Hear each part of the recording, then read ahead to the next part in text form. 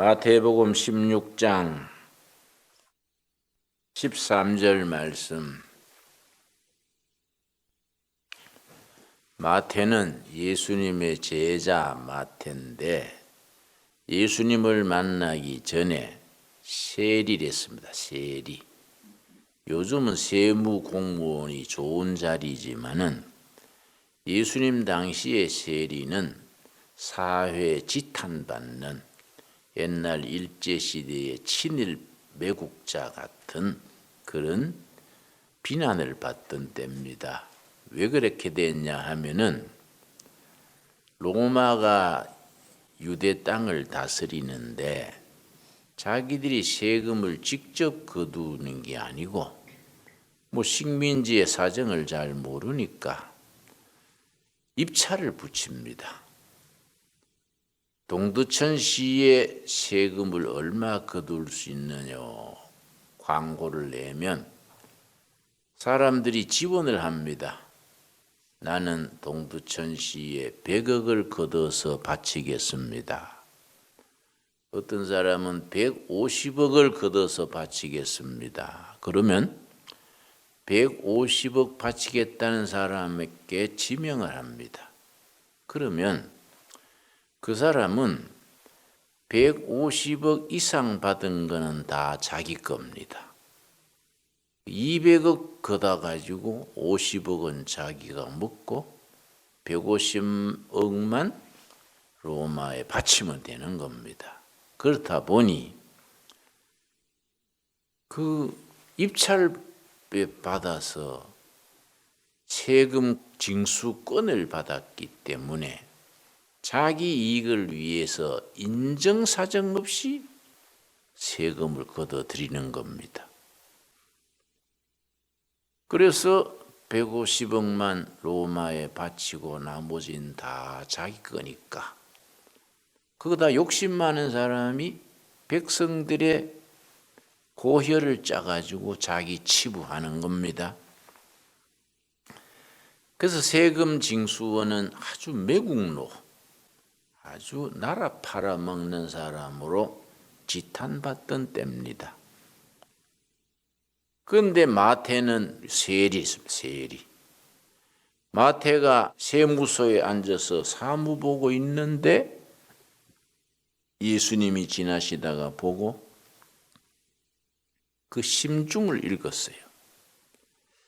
이 사람이 세리로 욕먹고 있지만은 본심은 선하구나.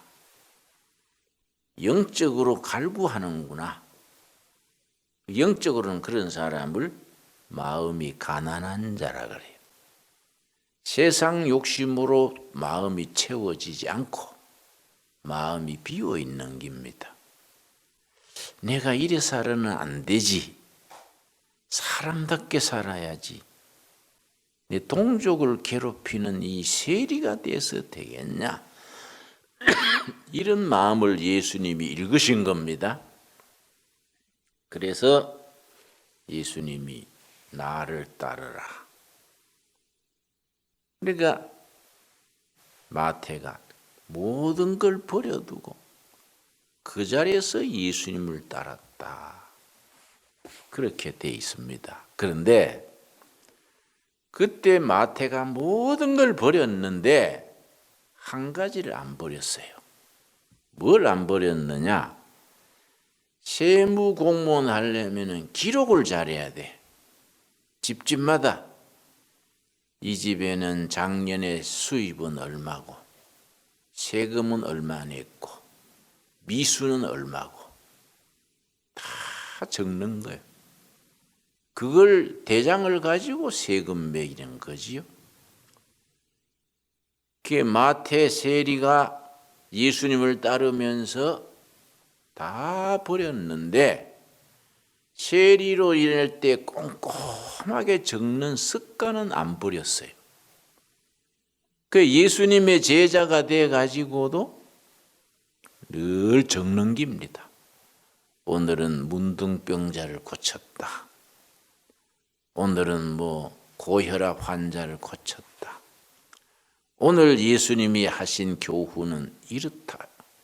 그래서 마태복음 5장, 6장, 7장의 산상수훈 아주 귀중한 교훈인데 다른 제자들은 그걸 기록 못했어요. 세리 마태만 다 기록한 겁니다. 뭐든지 꼼꼼하게 적는 거예요. 꼼꼼하게. 그래서 적다 보니까 길어지지요. 복음서 중에 마태복음이 제일 길지요. 28장까지 있지요. 마가복음은 16장으로 돼 있지요. 누가복음은 24장으로 돼 있고 그런데 마태복음은 세리 마태가 꼼꼼히 적다 보니까 제일 길지요. 자세하게 적었습니다. 그래서 다른 복음서에 없는 기록들이 많은 거예요. 다 꼼꼼히 적었기 때문에. 특별히 마태복음 16장 13절에서 19절 사이에 예수님이 제자들과의 대화, 이 다른 복음서에서는 이렇게 자세하게 없어요. 아주 이게 중요한 부분입니다.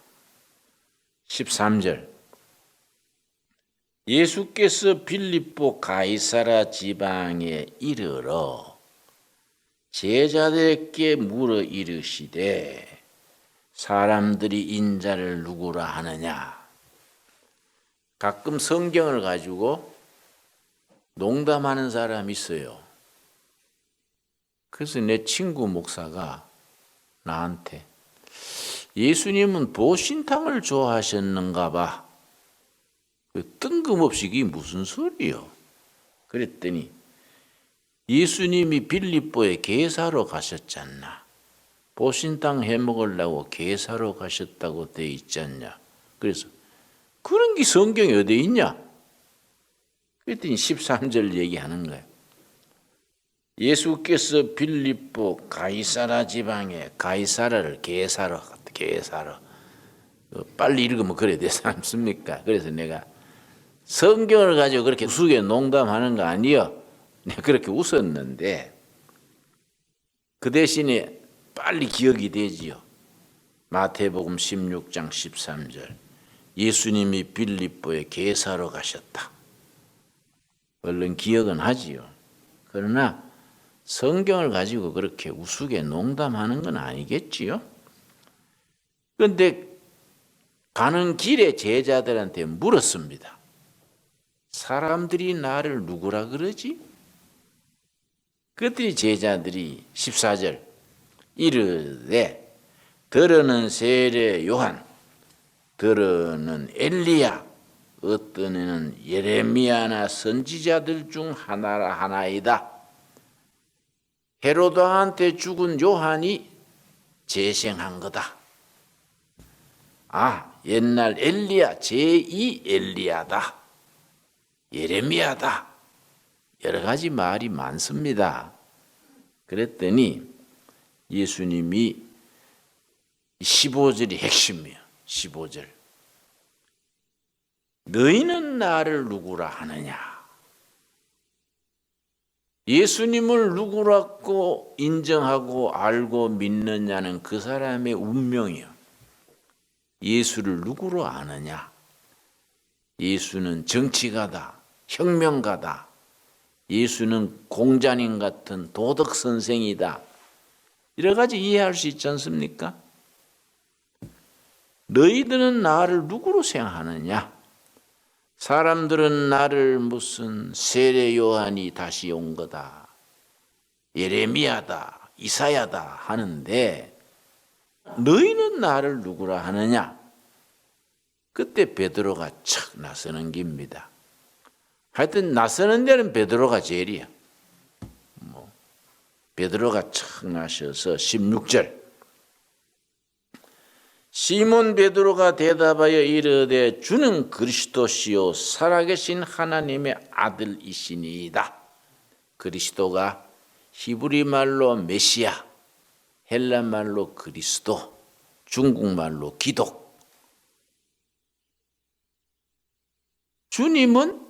주님이 헬라말 아도나이, 아도나이께서는 우리 민족이 수천 년, 수백 년 동안 기다리던 메시아 그리스도입니다. 만인을 구원하러 오신 그리스도 메시아십니다. 그리고 살아계신 하나님의 아들이십니다.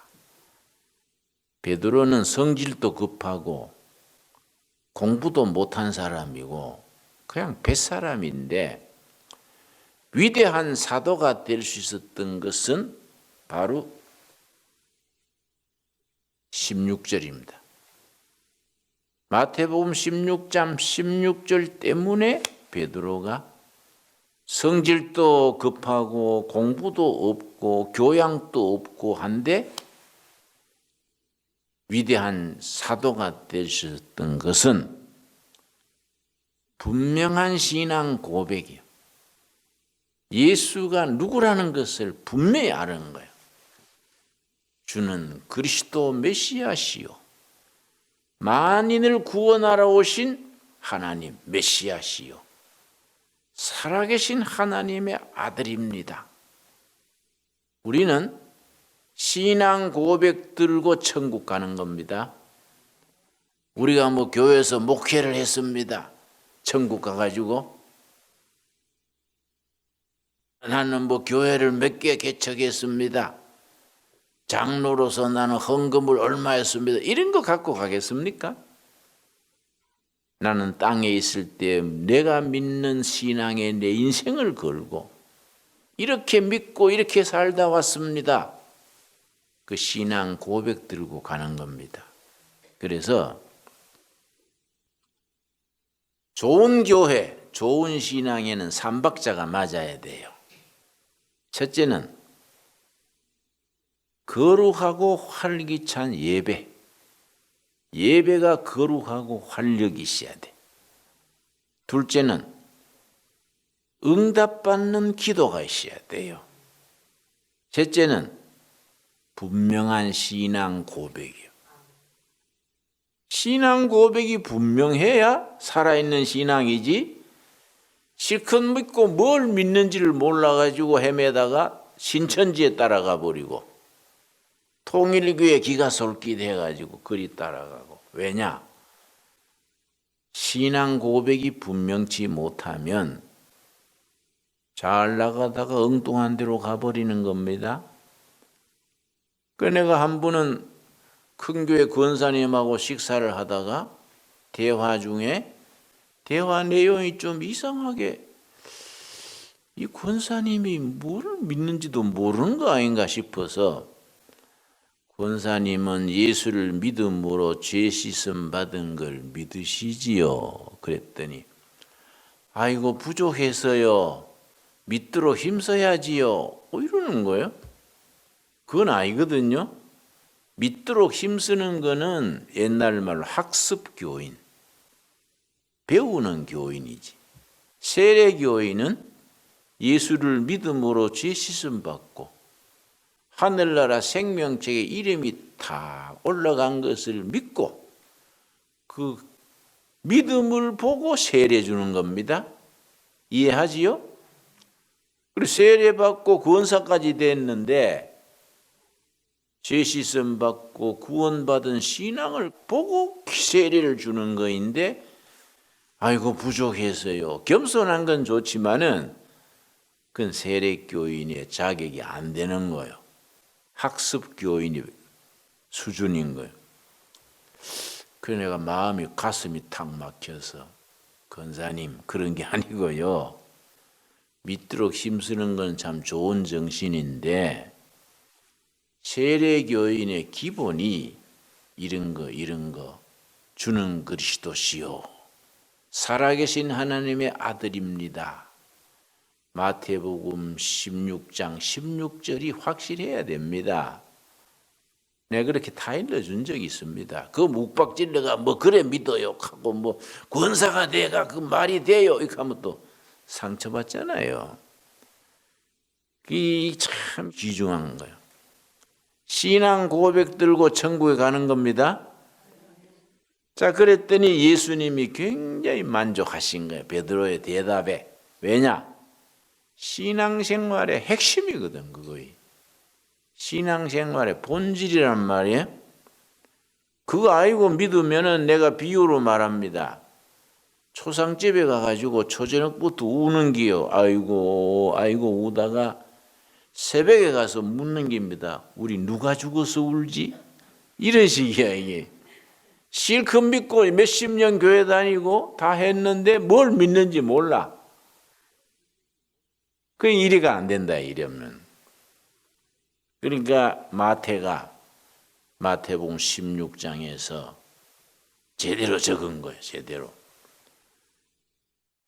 베드로가 뭐라 했느냐? 또 내가 너게 이르노니 예수님의 말씀이지요. 17절 예수님의 말씀입니다. 예수께서 대답하여 이르시되 바요나 시몬아 너가 복이 있도다. 이를 너게 알게 하니는 혈육이 아니요 하늘에 계신 내 아버지시니라. 네 지능 네 재주를 어떻게 알았겠느냐? 성령님이 알도록 해주신 것이다. 그래서 진정한 믿음은 하늘의 선물이라 그래요. 성령님이 너를 깨닫도록 이끌어 주신 것이다. 18절 또 내가 너게 이르노니 너는 베드로라. 내가 이 반석 위에 교회를 세우리니 음부의 권세가 이기지 못하리라. 그 천주교하고 개신교하고 여기 해석이 다른 겁니다. 천주교 캐톨릭에서는 베드로 네 그 위에 내가 이 반석 위에 베드로가 반석이니까 베드로 반석 위에 교회를 세우겠다. 그래서 베드로가 1대 교황이야. 2대, 3대 쭉 내려가는데 베드로 그 교황권이 아주 굉장한 거예요. 그 위에 교회가 서 있다. 사람 베드로 위에 교황권이 서는 거예요. 근데 개신교는 500년 전에 신앙개혁하면서 그건 아니지. 베드로가 그 뒤에 또 겁먹고 예수님을 부인하고 실족하고 했는데 그건 아니지. 마태복음 16장 16절에 나오는 베드로의 신앙 고백에 교회를 세운 것이다. 주는 그리스도시요 살아계신 하나님의 아들입니다. 신앙 고백 위에 교회를 세운 거이지 사람 베드로 위에 교회 세운 건 아니다. 나는 개신교의 해석이 맞다고 봐요. 신앙 고백 위에 교회가 서 있는 거이지 사람 베드로 위에 교회가 서면 베드로가 실족하고 시험 들면 교회는 이상해지지 않습니까? 아니 중요한 부분입니다. 내가 이 반석 위에 교회를 세우리니 음부의 권세, 사탄의 권세, 사망 권세가 교회를 침범하지 못한다. 그러고 19절 내가 천국 열쇠를 너게 주리니 너가 땅에서 무엇이든지 매면 하늘에서도 매일 것이요 너가 땅에서 무엇이든지 풀면 하늘에서도 풀리리라. 이 말씀에서 천주교 신부들의 고해 성사가 나오는 겁니다. 베드로의 후에 신부들이 천주교 신자는 고해 성사하지요? 신부님 나는 지난주에 뭘 거짓말을 했습니다. 고해 성사하면 신부가 듣고 금식 3을 하시오. 땅에서 푸는 거예요. 그럼 하늘에서도 풀리는 거예요. 신부의 고해 성사의 그 치리권이 여기서 있네. 땅에서 풀면 하늘에 풀리고 땅에서 매면 하늘에서 맨다. 그래서 교회 불순종하고 신부한테 태거리하고 달거두면 파문, 그 종교 재판이 나오는 거예요. 그래서 신부 교황권에서 파문하면 천국에서도 쫓겨나는 거예요. 그래서 중세 때는 종교 재판에서 파문된 사람은 인권이 없어. 종교 재판에 파문된 사람은 그 사람을 죽여도 살인죄가 안 돼. 무서운 법이지요. 그런데 이제 개신교 종교 개혁하면서 그건 너무 인위적인 생각이다. 사람 교황, 사람 신부지, 그 사람도 실수하고 정욕 있고 한데 그 사람이 그걸 할 수 있냐? 베드로의 신앙 고백 위에 성령의 역사로 하는 거이다. 이 아주 본문이 상당히 중요한 본문입니다. 중요하다고 생각이 됩니까? 우리는 사람 신부의 그런 권한이 아니라 성령의 권한이다. 성령의 뜻을, 진리의 뜻을 목회자는 성도가 대변해서 말씀으로 메고 풀고 하는 거이지 교회법으로 하는 게 아니다. 그 차이가 있는 겁니다. 우리 중요한 것은 너희는 나를 누구라 하느냐? 주는 그리스도시요 살아계신 하나님의 아들이십니다. 그걸 네한테 알게 해주신 분은 네 자신이 아니다. 성령이 알게 해주신 것이다. 그 신앙 고백 위에 교회가 세워질 것이다. 우리에게 주시는 귀한 진리로 받기를 바랍니다. 기도하겠습니다. 하나님 감사합니다. 세리 마태는 세상의 손가락질 받는 세리였지만은 예수님의 부름을 받고 모든 것을 버리고 예수님을 따랐습니다. 우리도 세리 마태처럼 주님 따르는 우리가 되게 하시고 베드로의 신앙 고백 주는 그리스도시요 살아계신 하나님의 아들이로소이다. 분명한 신앙 고백을 가지고 세상에서 흔들리지 아니하고 승리하게 하여 주시옵소서. 예수님 이름 받들어 기도드렸사옵나이다. 아멘.